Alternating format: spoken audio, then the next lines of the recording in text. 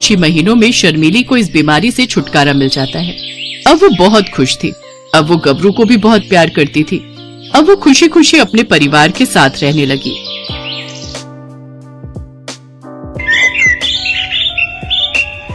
ललिता और उमेश मुजफ्फरपुर के पास बसे एक गांव में छोटा सा चाय का खोखा चलाते थे। रोजाना की जो भी कमाई होती थी उसी से ललिता और उमेश अपना और परिवार का गुजर बसर करते थे। परिवार में ललिता की ननद और 2 बच्चे थे। ये लो भैया जी आपकी चाय।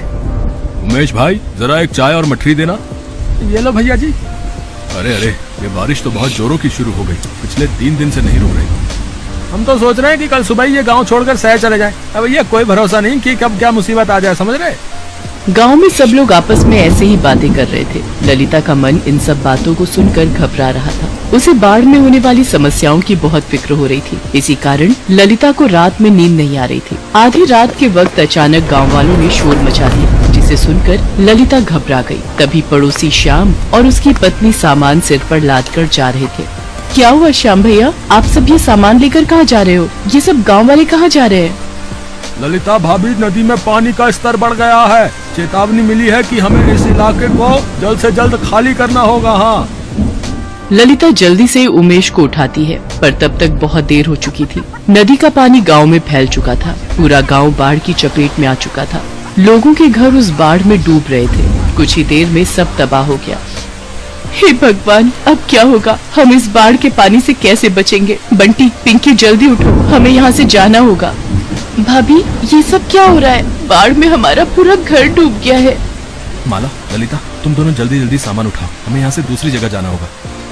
जिसके हाथ में जो सामान आया उसने उठा लिया। पानी का स्तर लोगों के सीने तक पहुंच गया। चलते चलते उमेश, ललिता दोनों बहुत थक गए। उनकी जान पर बनी हुई थी। उमेश ने बेटे को कंधे पर बिठा रखा था। बहुत दूर तक चलने के बाद भी उन सबको कहीं कोई शौचालय नहीं मिल रहा था।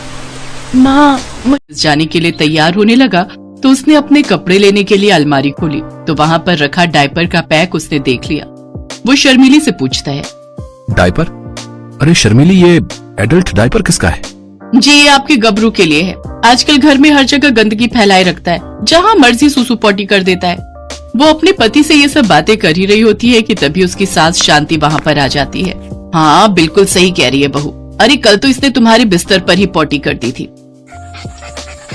गबरू, क्या ये सब सच है? आप इससे क्या पूछ रहे हो जी? ये कौन सा आपसे कुछ बोलकर आपको सारी बात बताएगा? भले ही ये कुछ बोल ना पाए, पर झूठ भी तो नहीं बोलेगा। इंसान थोड़े ना है ये। शर्मीली हर रोज डायपर पहनकर सोती और अगले दिन सुबह जाकर उसे घर के पीछे नाली में फेंक देती। लेकिन एक रोज जब वो डायपर फेंकने गई तो एकदम से आंधी चलने लगी और वो डायपर उड़ते हुए एक पड़ोसन के ऊपर जा गिरा। डायपर में पोटी लगी हुई थी। पोटी वाला डायपर देख तो उस पड़ोसन का दिमाग ही खराब हो गया। उस पड़ोसन का नाम ओमवती था।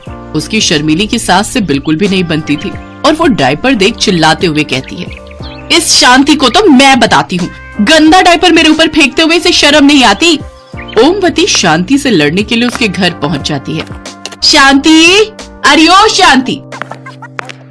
क्या हुआ ओमवती, क्यों चिल्ला रही है? तुझे क्या लगा कि तू मेरे ऊपर पोटी से भरा हुआ? अरे हम तेरे ऊपर डायपर क्यों फेंकेंगे? ये जरूर हमारे गबरू कुत्ते का काम है। हाँ, ये पक्का कुत्ते का काम है। मुझे बेवकूफ समझ रखा है क्या तुम दोनों ने?